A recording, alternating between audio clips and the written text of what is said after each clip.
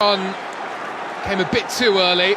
Flag is raised eventually for offside. Looked like a very good chance with Qatar, their first opponents, playing a similar system to Jordan.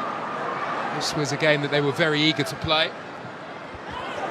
Bit of room on the edge of the penalty area, nicely engineered, and a wonderful try.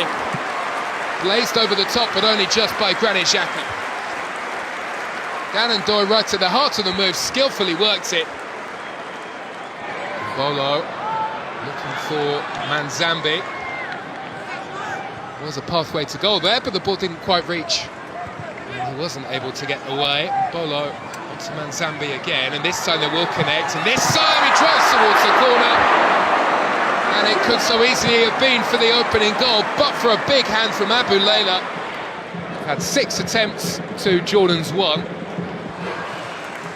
Bolo's touch, wants it back, gets it back, and it looks as though they should have scored, but Freuler, almost trying to walk the ball in, is denied at the very last second. Maybe took one too many touches, if we're completely honest. And the referee is certainly giving this a thorough look over.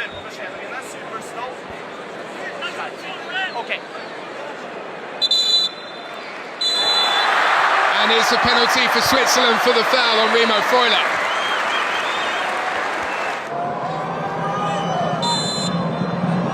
Bolo from the spot.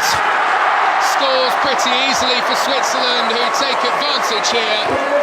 And after the VAR decision, he scores and Switzerland lead against Jordan.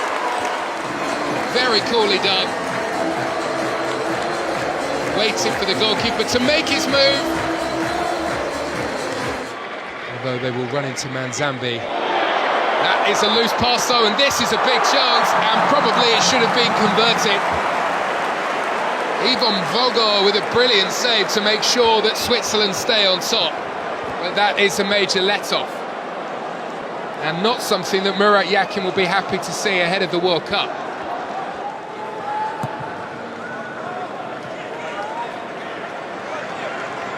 Emisha, roaming free. Plays it through, a big chance for 2, and it's scored by Doy.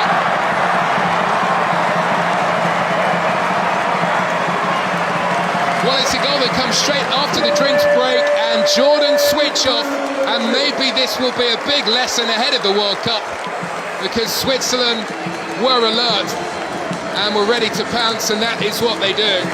A huge gap opened up in the Jordan defence, and Doy ran straight through it, and he tugs away. Very nicely done beyond the goalkeeper. And Switzerland have a second.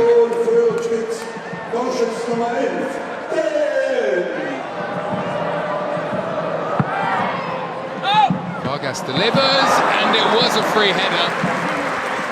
But it's one that arrived without too much power from Bolo, looking for a second of the game.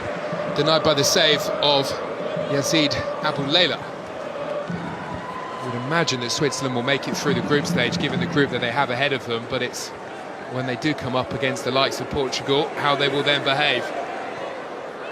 Neat interchange of passing, and Manzambi, who's been full of energy in this first half, has a really good chance, but he sends that over the top of the bar and never truly looked like testing the goalkeeper.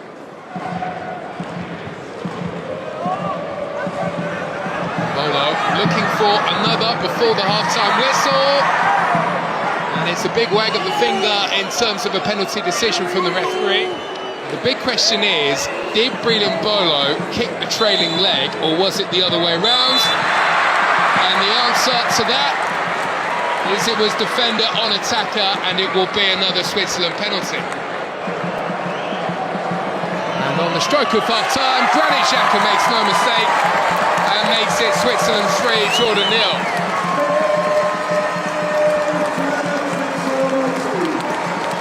Well, he's had a fabulous season in England,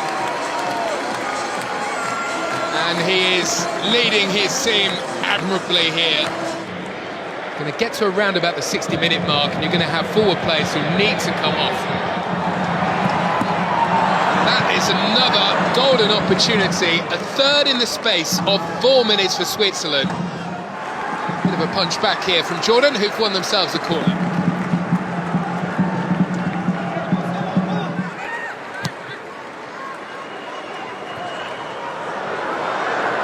And defensively, they're in a spot of bother here. Al-Tamari works it back, there's the goal-scoring chance, very nicely finished off as well. For Corey, driving into the corner and bringing Jordan right back into this game. No surprise to see Al-Tamari involved in the build-up. There was a bit of a deflection on it.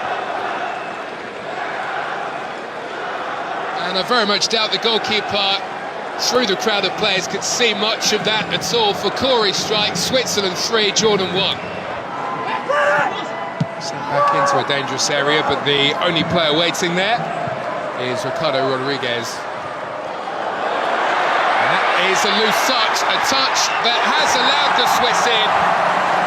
And Christian Fasnacht, who's had such a wonderful goal-scoring season, tucks away goal number 4.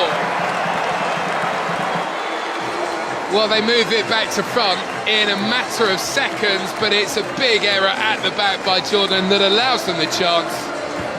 And Fasnacht wasn't about to miss that.